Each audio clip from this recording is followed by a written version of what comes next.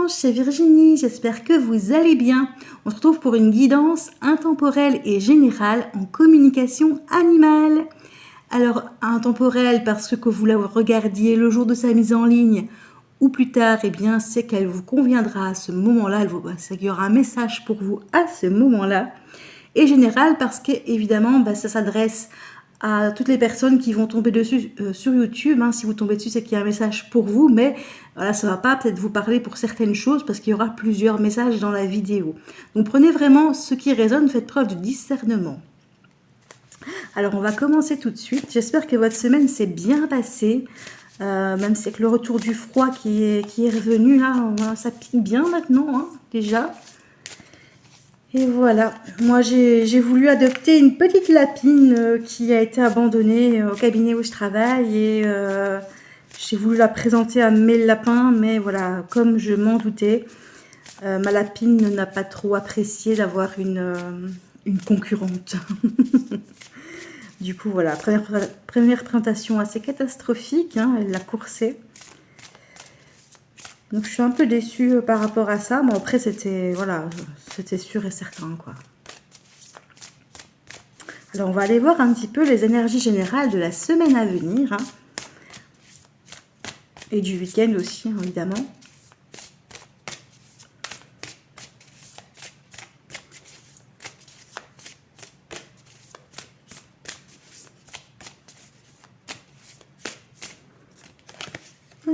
On me parle de gourmandise. On a un animal ici qui est gourmand et peut-être un peu trop du coup parce que ça peut lui poser des soucis de santé.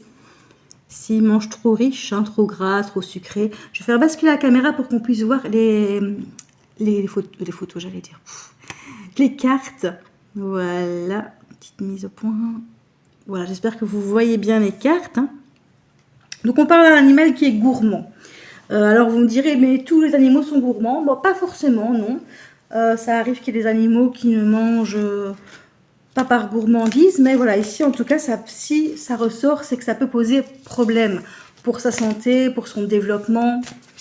En tout cas, voilà, si ça ressort, c'est qu'il y a un petit souci par rapport à ça et qu'il va falloir faire attention finalement à pas lui donner trop de friandises. Moi avec Léa c'est le cas par exemple, dès que je m'en vais quelque part on lui donne des petits bonbons, si on veut la rappeler on lui donne des petits bonbons, du coup on a beau les couper en petits morceaux, ça fait quand même pas mal de bonbons sur la journée. Et du coup, elle grossit, et c'est pas lui rendre service. Ici, elle est encore jeune, elle a 3 ans. Mais si vous avez un animal qui est plus âgé, ça peut poser problème pour ses articulations, pour ses os. Et puis, quand bien même s'il est plus jeune, voilà, il va déjà partir dans de mauvaises conditions. Voilà, donc pensez à la santé de votre animal. Être obèse, c'est pas l'idéal pour eux. Et on me parle de suractivité. Alors peut-être qu'on a un animal qui mange beaucoup parce que pour moi, il y a un besoin en fait de... il est suractif, il a besoin de bouger beaucoup, de se dépenser et il compense peut-être avec les os, la mastication aussi, toute cette hyperactivité, j'ai envie de dire hyperactivité par le fait de manger en fait. C'est une occupation pour lui, au même titre qu'un jeu. Donc voilà, si vous pouvez lui donner plutôt des choses à mâchonner qui soient light, entre guillemets. On a vraiment ça, mais besoin de mastiquer pour un petit peu évacuer le stress que peut générer un besoin d'exercice qui n'est pas comblé. Vous voyez un petit peu. Alors ici, j'ai la carte du oui. Alors ça va peut-être pas vous parler, mais en tout cas, si vous vous posiez une question avant de regarder cette vidéo, par exemple, la réponse est oui. Du moins, si c'était une question fermée. On vous dit que la réponse est oui, un beau oui. Mais ça, évidemment, prenez ce qui résonne. Moi, je ne connais pas les questions que vous vous posez par rapport à votre animal. Mais en tout cas, il y a un oui. Peut-être par rapport à cette suractivité, du coup, qui ressort.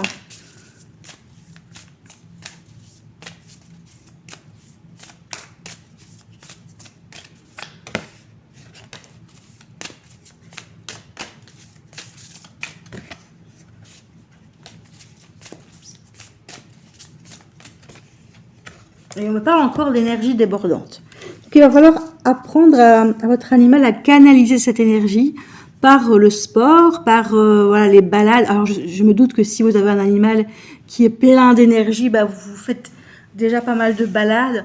Alors, attention, une balade, c'est une demi-heure maximum. N'allez pas faire des grandes balades de 3 heures d'affilée parce que c'est ok, c'est le fatiguer, c'est le mettre KO.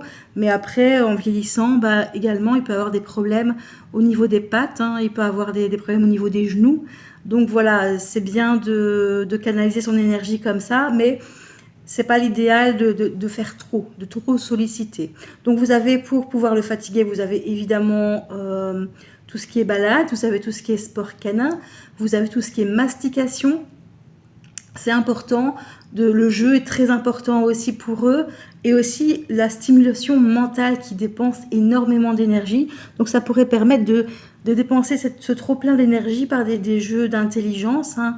Ce trop-plein d'énergie d'une façon un peu plus reposante, entre guillemets, en tout cas pour tout ce qui est physique. Donc ça pourrait être bien de faire des jeux où il doit chercher, où il doit renifler. Renifler, ça dépense pas mal d'énergie aussi. Et qui ne sont pour autant devoir courir un marathon ou sauter en hauteur, ce genre de choses. Donc là, on est un peu là-dedans. Alors, on va continuer. Je vais attirer quelques cartes de l'oracle de la connexion animale, base de lune.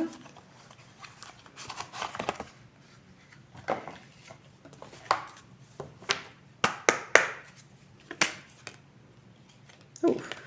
Bon, j'ai une carte qui a sauté, je la prends. On me parle de grands espaces. Votre animal a peut-être besoin d'avoir beaucoup d'espace, de se sentir libre, hein. Voilà, ici on a l'océan évidemment qui est très grand. Et pas forcément l'océan, hein, mais je veux dire, voilà, il a besoin d'énormément de place pour courir, peut-être aller vraiment un champ, quelque chose comme ça, où il y a vraiment la liberté, voilà, la nature à perte de vue, vous voyez un petit peu, c'est un peu ça qui ressort, hein. C'est peut-être une volonté de votre animal d'avoir ces grands espaces. Moi aussi j'ai trop de cartes, donc je ne vais pas les prendre. Alors avant de lâcher votre animal dans un endroit on parle de courir, hein, ici elle a sauté aussi, on me parle de courir. Donc il y a quand même un besoin énorme, votre animal, de courir. Je pense vraiment à des grands chiens qui ont vraiment besoin de se lâcher, hein, et qui, souvent c'est le cas, c'est qu'ils n'ont pas un assez grand terrain pour recourir, hein. C'est des chiens type malinois et tout qui ont vraiment besoin de se dépenser.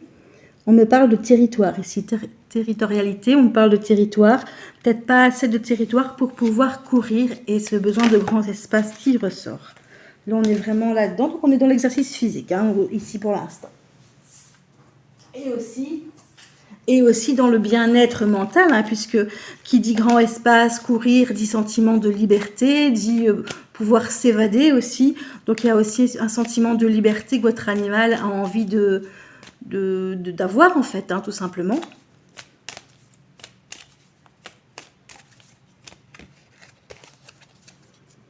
Mais on me parle de sécurité aussi. Donc voilà, il a besoin de se dépenser, de courir, de se libérer, on va dire comme ça, j'ai envie de dire ça. Mais c'est aussi un animal qui a besoin de sécurité, qui va se sentir peut-être pas bien si il se retrouve dans un endroit seul, ou si vous êtes un peu trop loin. Et du coup, il a quand même besoin que cet endroit soit protégé, de ne pas avoir plein de personnes qui vont venir. Là, j'imagine, allez, bon, je sais que c'est interdit, hein, mais si vous lâchez votre animal dans un bois qui peut courir, et ça, il va adorer ça, il va vraiment adorer, il va être renifler, il va jouer. Mais c'est vrai que si maintenant il croise d'autres personnes avec d'autres chiens, ça peut le mettre en insécurité.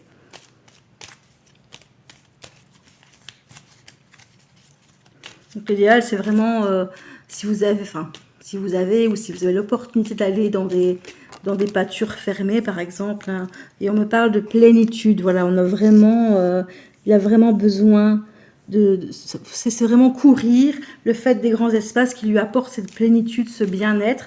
Donc peut-être que vous avez des problèmes de quotidien. Du coup, je me dis que pour atteindre finalement cette plénitude, ce bien-être, eh bien, il a vraiment un grand besoin de se dépenser.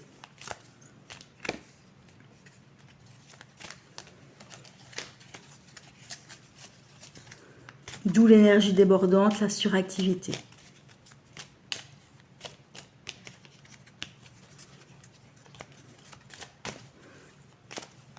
Bon, j'ai plus de messages au niveau de la connexion animale, il n'y a plus rien qui sort, donc je vais aller voir un petit peu des petits messages avec l'oracle fleuri des animaux.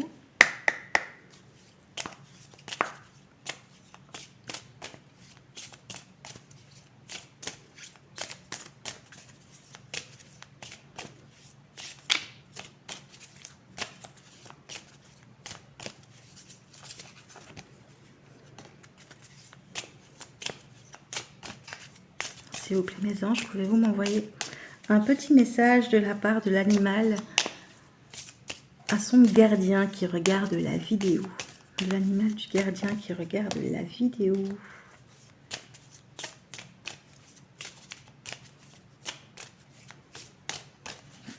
Je vais aller piocher.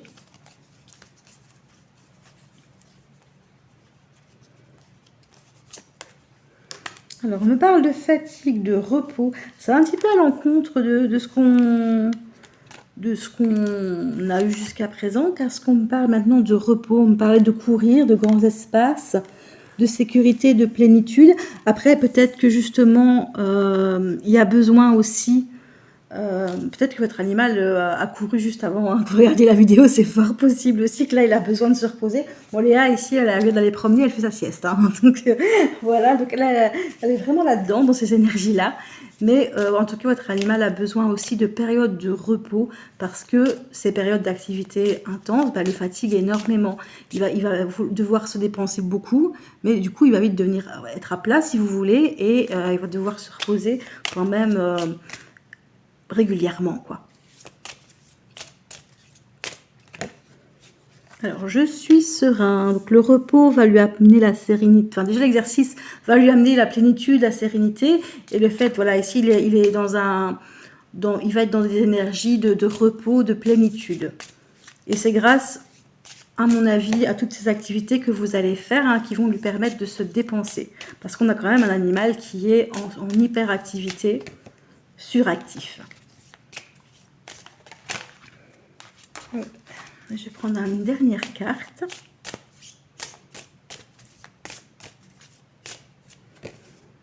Et j'ai un petit message pour vous, c'est « Je pense à toi ». Voilà un petit mot très mignon pour finir les petits messages de votre animal. Alors ici, ce que j'ai envie d'aller faire, c'est un petit message pour vous avec l'oracle, le petit oracle des animaux de pouvoir. Un petit conseil de la part de votre animal pour vous-même.